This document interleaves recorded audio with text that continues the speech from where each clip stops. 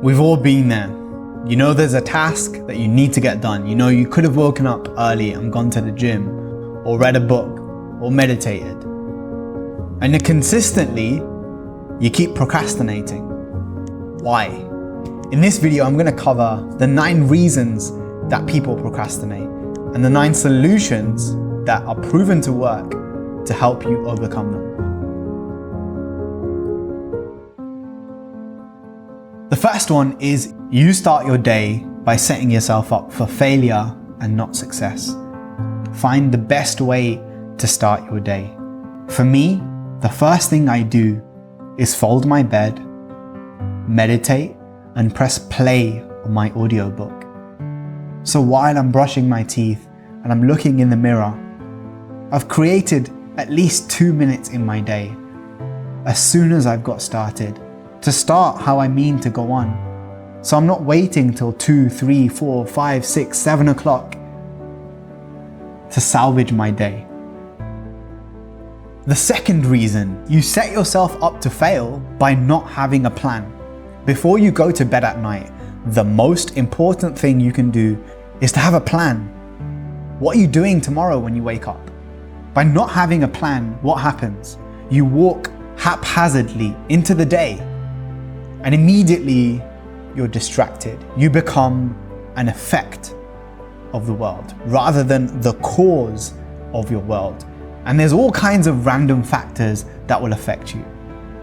Somebody asks you for a favor, your friend calls, there are distractions everywhere, and you need to navigate them. And the best way that you can avoid procrastination is having a very clear plan. The third reason, and it links to the first, is you have a plan, but you don't schedule it. You're satisfied by it.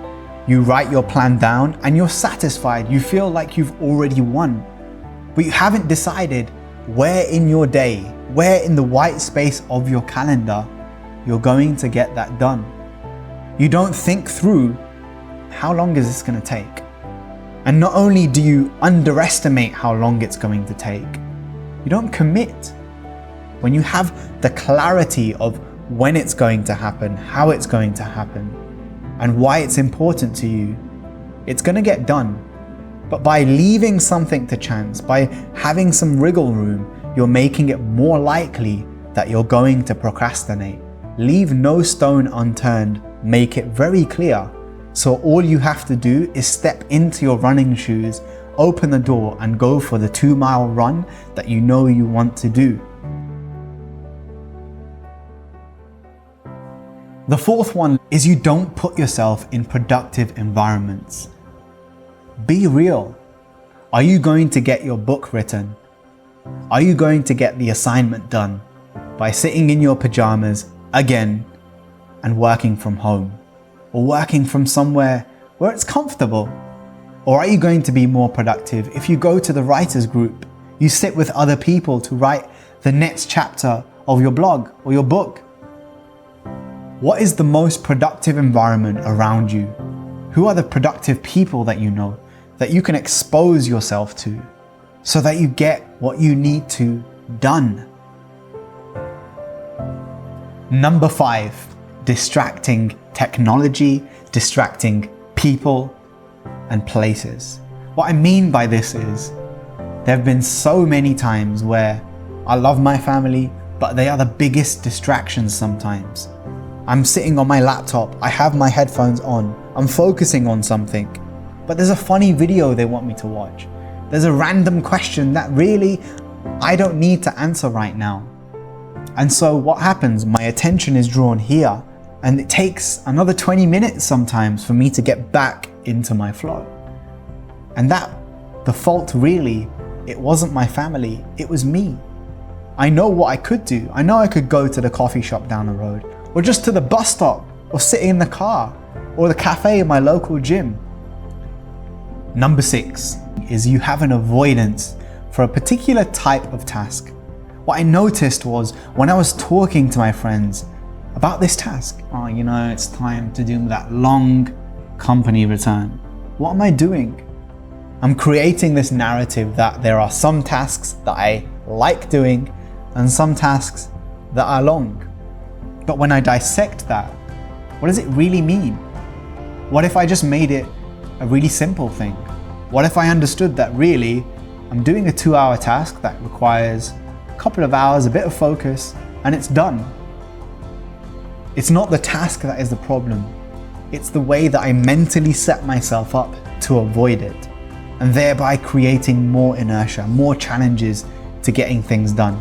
Whereas if I reduce the obstacles, things become much easier and I'm less likely to procrastinate. Now look at your own task list. Look at the things that you want to get done to be more productive, to be more disciplined, to build better habits and ultimately improve yourself.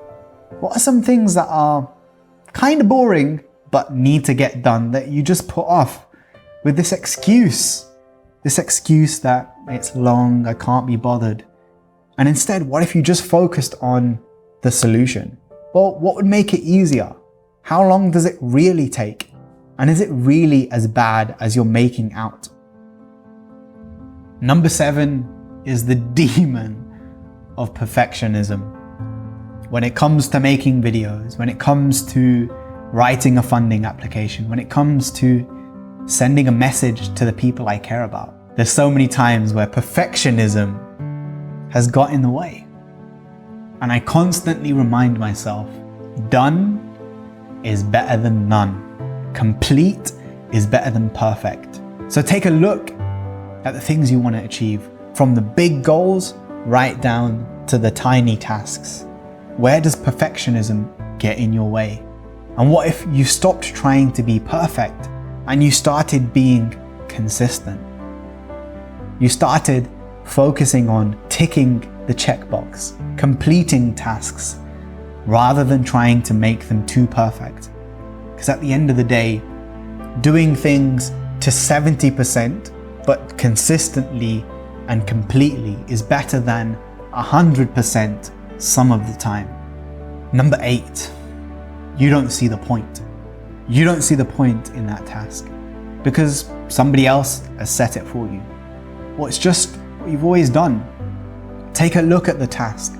Take a look at that item, the thing you want to get done, and ask yourself, why are you doing that?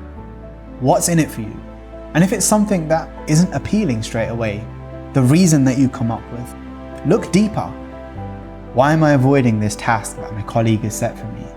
Because I'm kind of annoyed that he didn't ask if I want to do this. And why am I annoyed about that? Because I didn't stand up for myself. I didn't communicate effectively. I'd love to help you out, but I have enough on my plate. So think through, why is it that you're engaging in this task? And what benefit, if not immediately clear, does it have for you? And the final one, you haven't prioritized things properly. I like to think of all the tasks that people set for me, and I set for myself, as belonging in 4 categories: urgent, very important, kind of important, and it can wait. The things that can wait, normally set by other people. Can you pick up some milk for me? Yeah, I can, but once I've completed the things that are important to me. The urgent things, I need to send an invoice to get paid. I need to pay someone in my company. By prioritizing and knowing, where does this task sit for me? Is it something that I need to just delete? Is it something that I need to delegate? Or is it something that I need to do? And if so, when? By setting time aside and knowing which category, which priority bracket it falls in for you, the judge of your to-do list, you create more space, more mental freedom to get things done.